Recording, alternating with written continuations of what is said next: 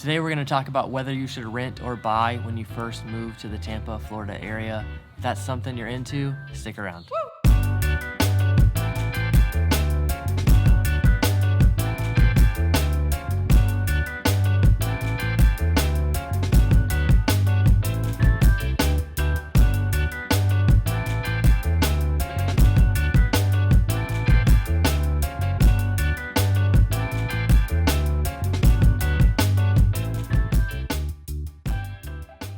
I'm Sam and welcome to the Living in Tampa, Florida channel, where every single week we release videos about what it's like to live, work, play, and move to the Tampa, Florida area. If that's something you want to follow along with, make sure you subscribe and hit that little bell so you don't miss any of our videos. I am also a licensed realtor in the state of Florida, so if you have any real estate specific questions, please don't hesitate to reach out. My phone number and email are right there on the screen. Call, text, email, anytime. All right, let's get into it. Renting versus buying. This is a big question for people when they move to a new area. And the answer to this question is so personal because whether or not you want to rent or buy is a very personal decision. You know, we've all kind of heard this like idea that you have to buy because of the equity and because of blah, blah, blah, blah, blah. And we've also heard that you have to buy because interest rates are so low. But I want to tell you, as a real estate professional, you do not have to buy a house. You will be fine. You will build wealth other ways. You will get by just fine if you rent. But if you do buy, these are some of the things I want you to be thinking about. First of all, I don't want you to buy unless you really want to.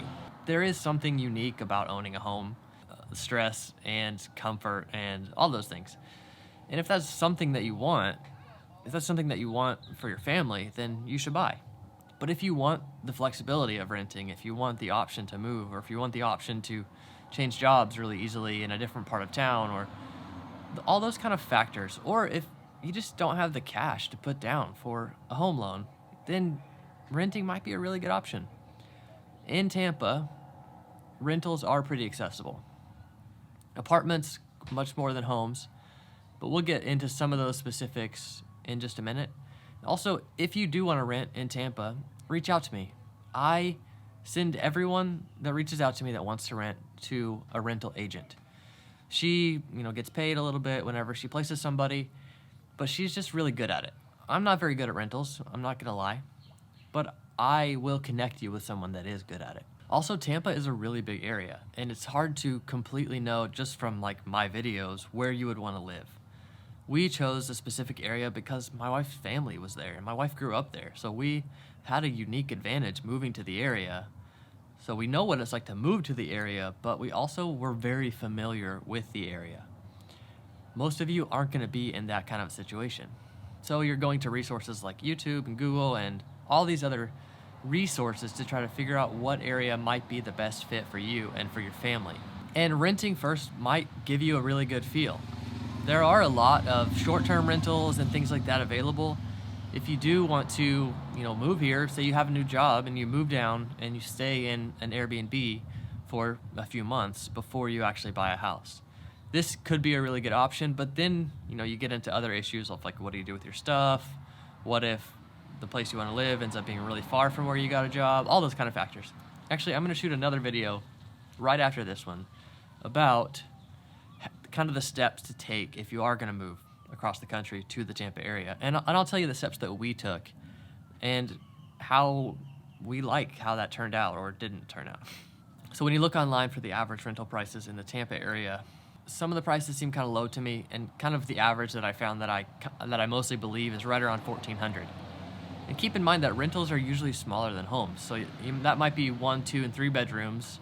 And 3 bedrooms not being the average, more like 2 bedrooms being the average, and a lot of those might be apartments. So if you don't want to live in an apartment, you have quite a bit less options. And really, home rentals in the Tampa area start around $1,500. And you're usually going to have to spend more than $1,500 to rent a home in this area. Some of the Airbnbs and short-term rentals that I've seen and recommended to my clients that are moving from out of state are right around $2,000 a month for a 3-bedroom house. And if you're going to be there for 3-4 months, that could be a really nice flexible option to move into a furnished place and have a place to land when you get here. So now let's get into buying a little bit. Again, You know if you're ready to buy a house, if you really want to, or if you're convinced, you've been saving up, you've been waiting for this moment, then you should buy a house. But if you're really stressed out about, really kind of being stretched thin, having to put all this money up, having to do these kind of things, we'll get into the specifics of what kind of money you can expect to put down. But if that kind of thing feels too stretching for you, it might not be the right time for you to buy. And in the midst of that, people are coming in saying now's the best time to buy because interest rates are low and your buying power is higher. Those things are true, but they might not be true for your situation. And that's really what this is about, is if you're in the right situation to buy, you should buy. And if you want to buy, you should buy. But you shouldn't push past what you're ready for. I would hate to help you find a home to buy and then in a few months you realize you're just stretched way too thin. That is not a situation I want you to be in, and that is not a situation I would ever recommend. So how much money do you need to buy a house? I actually bought my first house with 0% down. I reached out to this local bank that had this first-time homebuyer program, and they were able to do a 0% down loan, and they even covered some of the closing costs. Those kind of programs are very difficult to find, but they can be found. And how do you find those programs? You get online and search for every local bank in the area that you want to live, and just start asking them, what kind of first-time homebuyer programs do you have? Do you have anything with 0% down? This is what I expect to make in the next 5 years in my income. I expect to get these raises. I'm on this trajectory. And all those factors could contribute to a bank seeing you and evaluating you for that kind of a first-time home buying program. But those programs are hard to find. And with interest rates so low right now, those programs just aren't as popular either. So back to the question, how much money do you need to buy a house? There are a lot of government-assisted programs like the FHA loans for not just for first-time home buyers, but for just buying a primary residence. What I mean by primary residence is it's not your second home, it's not an investment home, it's not a vacation home. So it's the house that you're gonna live in yourself with your family. That's your primary residence. And the minimum down payment for that is 3.5% of the purchase price. So let's just use some numbers for example. At $200,000, 3.5% would be $7,000. But there's also closing costs on top of that. So there are some fees like that you're just paying someone to do work related to the closing. You're paying the title company to insure the title, which just means that they're doing a bunch of research to make sure that nobody else can claim ownership to your house that you're about to buy. But you're also paying for some other things up front, like taxes and insurance. And then you pay into an escrow account all those taxes and insurance every month as part of your mortgage payment, and then they make those payments for you. But you often have to pay up front for those things. So like, for example, when I moved into my house, I had to pay my homeowner's insurance and my flood insurance up front. And that was $4,500 on top of everything else. So to do kind of some simple math, say you need 3.5% down as a down payment, and then you need another 3%.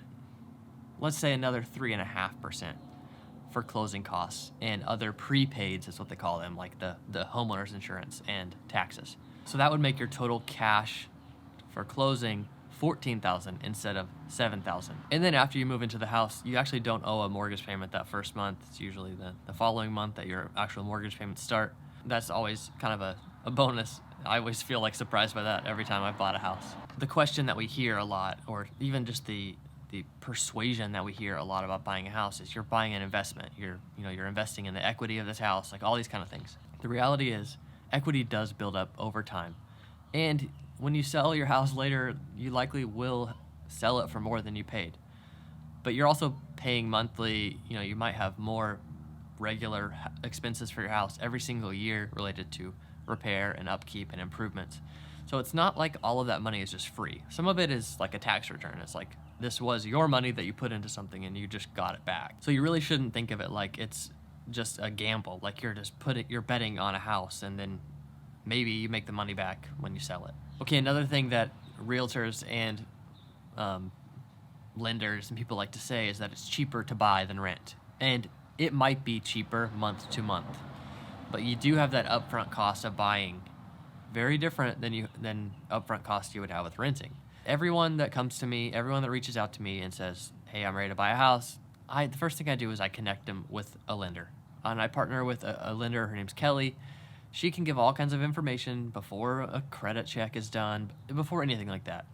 And she can tell you what you would have to pay out of pocket, what your monthly payment would be like. She can give you all kinds of information based on a few questions. I actually have my license to originate mortgages as well, but I'm just not as good at it as the people that have been doing it longer. So I like to refer everyone to a very specific, specialized mortgage originator. The main reason I recommend that people rent before they buy is that so you don't end up in an area that you don't like ignorantly. I mean, we're ignorant about the areas we move to before we move there, and then we realize the things we like or don't like about them. But the reality is you wouldn't even want to live in an area you don't like for 12 months. So I really like the short-term route, getting in something for a couple months and then deciding, am I going to aggressively make offers on homes, or am I going to look for a place to rent for long term? And that's kind of an easy onboarding into this area of Tampa. And it's also easy because there are so many Airbnbs available and short-term rentals available. I'm saying Airbnb more than short-term rental because based on my research of like VRBO and these other platforms, Airbnb just has more available for better prices. I hope you found this information useful. If you're thinking about moving to the Tampa, Florida area, please don't hesitate to reach out. My number and email are right there on the screen. And if you don't want to miss any of our videos, make sure you subscribe. We are currently releasing 2 videos every single week. We are trying to keep up with comments. We're trying to make videos that are applicable to your questions and comments. So please don't hesitate to reach out, don't hesitate to comment, and don't forget to subscribe. I'll see you next time.